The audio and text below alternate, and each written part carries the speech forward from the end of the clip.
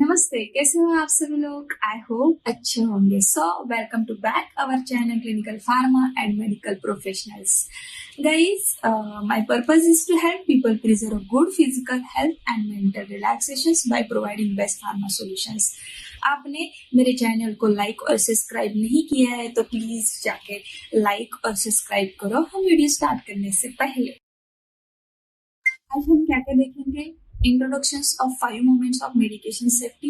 Second, health professionals and patients, families, caregivers, medication safety tips. Then, points of 5 moments of medication safety. Third, 5 rights of a reduced medications errors and 5 moments of medication safety. Fifth, 5 stages of medications.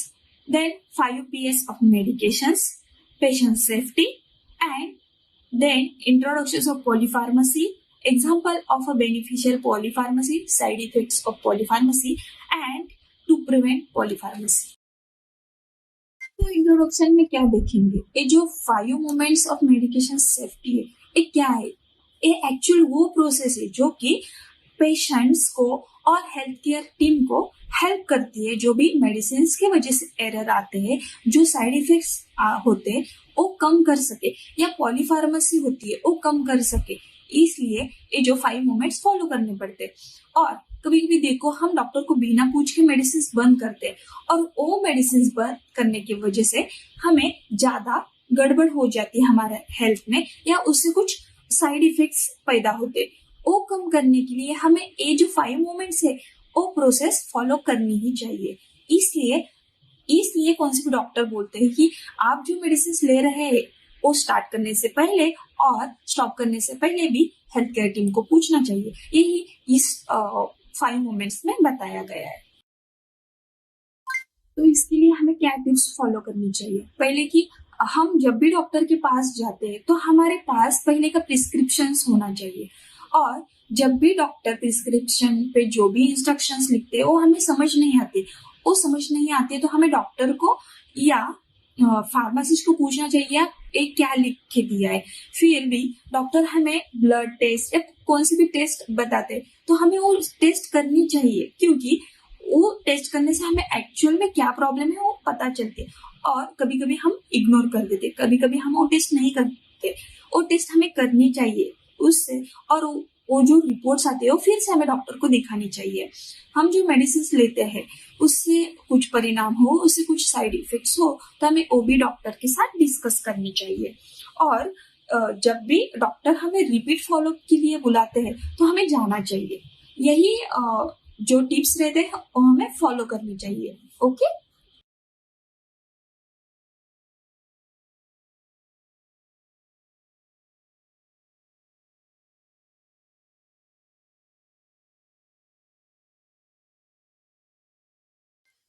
अभी जब भी doctor medicine start करता है तब उनको पूछना चाहिए ये मेडिसिन दिया है उसका नाम क्या है, उसका उद्देश्य क्या है, उसकी जोखिम क्या लेनी चाहिए। ये स्टार्ट मेडिसिन में हमें पूछना चाहिए। इसकी वजह से कुछ साइड इफेक्ट तो नहीं हो सकते ना।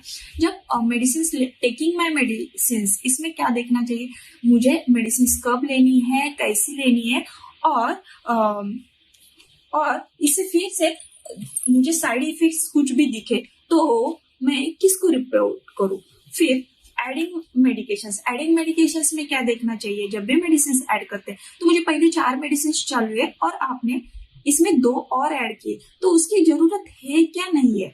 और जरूरत है तो उससे कुछ मेरे पहले मेडिसिन से और ये मेडिसिन से कुछ इंटरेक्शंस भी नहीं हो सकते ना, ये हमें पूछना चाहिए। रिव्यूइंग मेडिसिन में हम ये बोलेंगे कि ये मेडिसिन मुझे कितने दिन तक लेनी है और मैं ये कब स्टार्ट करूं, ये रिव्यूइंग मेडिसिन में पूछना चाहिए। और जब भी मेडिसिन स्टॉप करते तो इसमें बोलना चाहिए ये मेडिसिन में कब स्टॉप करूं, और स्टॉप करनी है और स्टॉप करने के बाद मैं रिपोर्ट किसकी करूं, और मैं खुद ये मेडिसिन स्टॉप कर सकता हूँ या नहीं।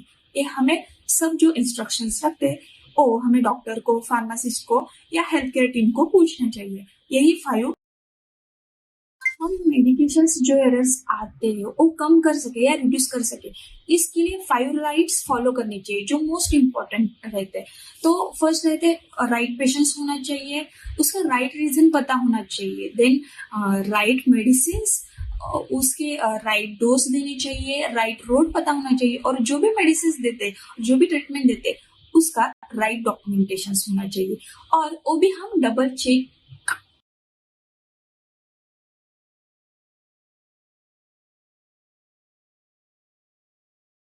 जैसे कि अब हमने देखा कि 5 rights of medication, same like 5 stages of medication रहते हैं। तो इस स्टेज में पहले क्या रहता है, पहले रहता है ऑर्डर करना, ऑर्डरिंग बोलते हैं। तो ये ऑर्डर कौन डालता है, ये ऑर्डर कंसल्टेंट या फिजिशियन ऑर्डर डालते हैं। उसके बाद प्रिस्क्राइबिंग होता है। प्रिस्क्राइबिंग कौन करते हैं, प्रिस्क्राइबिंग आरएमओस या हाउसमैन डॉक्टर करते हैं। देन आफ्टर प्रिस्क्राइबिंग ट्रांसक्राइबिंग होता है।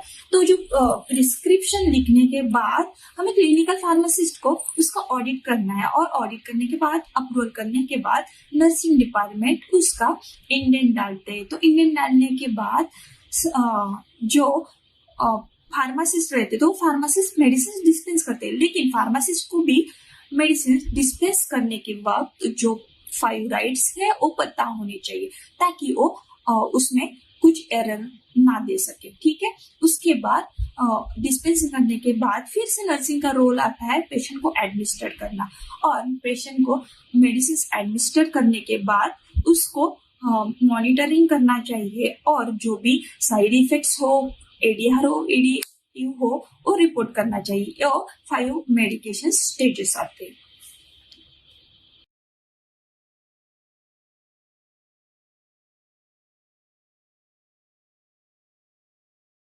ये जो 5 PS ऑफ पेशेंट सेफ्टी है, इसमें रोल नर्सिंग का रहता है। जब भी नर्सिंग राउंड पे रहते हैं तब नर्सिंग को पता होनी चाहिए कौन सी 5 PS है और उसको कैसे इवेल्यूट करना है। तो जो 5 PS रहता है उसमें पेन पोजिशंस या पेशेंट एजुकेशन या पॉलीफार्मेसी, दैट मीन्स एक ही पेशेंट को 5 से ज्यादा मेडिसिन दी जा रही है, वो भी उनकी एज के 16 to 17 के एज में, यानी कि आफ्टर 16 मेडिसिन दी जा रही है, उससे बहुत साइड इफेक्ट्स रहते हैं।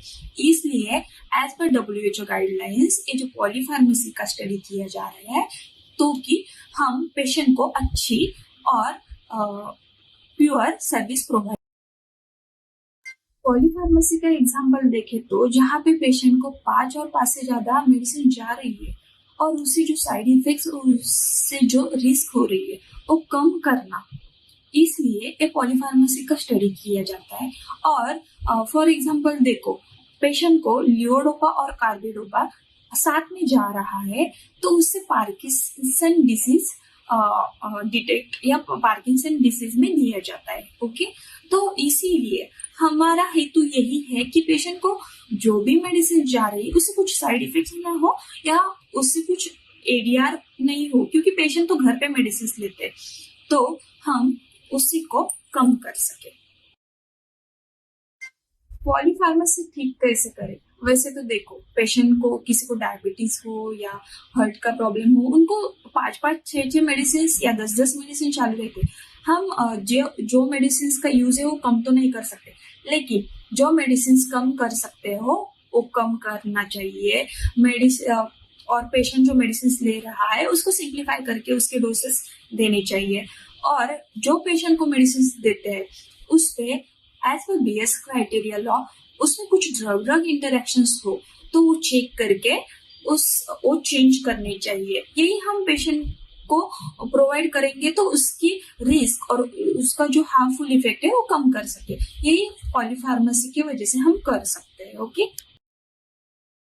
पॉलीफार्मेसी की वजह से इतने साइड इफेक्ट्स है ना कि देखो, पेशेंट को एडीआर हो सकते हैं, एडी हो सकती है, पेशेंट डिप्रेशन में जा सकता है, पेशेंट को कभी कभी देखो चक्कर आने लगती है बार बार, फिर पेशेंट को भूलने की आदत पड़ जाती है, पेशेंट को अनकॉन्शियसनेस फील होता है, कभी कभी पेशेंट को बार बार वोमिटिंग होता है। ये जो सभी जो रहते हैं ना, वो पॉलीफार्मेसी के साइड इफेक्ट्स है। तो हम पेशेंट को जब भी 5 से ज्यादा मेडिसिन देते हैं तो डॉक्टर को पूछना चाहिए कि ये सभी मेडिसिन की मुझे जरूरत है क्या नहीं। और आपको कभी भी घर पे ये जो साइड इफेक्ट्स देखते हैं तो आपको फिर से डॉक्टर के पास जाकर डॉक्टर को रिपोर्ट करना चाहिए। इसकी वजह से स्लर्ड स्पीच भी होता है, कभी कभी हम ऑब्जर्व नहीं कर पाते। ये ऑब्जर्व करना है पॉलीफार्मेसी के side effects. How to prevent polypharmacy. आपको जो भी डॉक्टर इंस्ट्रक्शंस देते हैं, जो भी प्रिस्क्रिप्शंस पे लिख के देते हैं वो फॉलो करो। जो भी मेडिसिन ले रहे हो अच्छे से स्टोर करो और टाइम पे ले लो मेडिसिन। फिर जो भी मेडिसिन की वजह से आपको साइड इफेक्ट्स हो रहे हैं, जो एलर्जी हो रही है, वो डॉक्टर को इन्फॉर्म करते रहो टाइम पे। और आप जब भी मेडिसिन लेते हो तब खुद को मॉनिटर करते रहो। या जब भी प्रिस्क्रिप्शंस लिख के देते, प्रिस्क्रिप्शंस पे कुछ समझ नहीं आया, जो भी रिपोर्ट्स आते हैं उस पे कुछ समझ नहीं आया, तो खुद से मत कुछ सोचो। आप डॉक्टर को या फार्मासिस्ट को उसकी बारे में पूछो। ओके।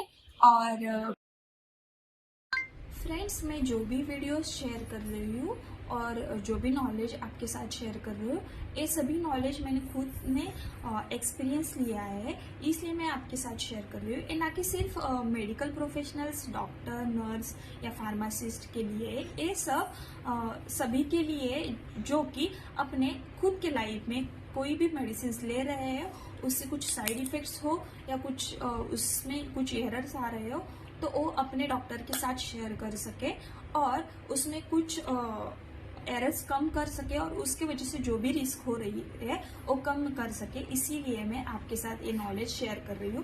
प्लीज़ आप अपने फैमिली के साथ, अपने कलीग के साथ या अपने फ्रेंड के साथ ये शेयर करो और कुछ चेंजेस हो तो चेंज करो। Thank you so much. और ऐसे वीडियो देखने के लिए प्लीज़ मेरे चैनल को फॉलो और सब्सक्राइब करो। Thank you so much.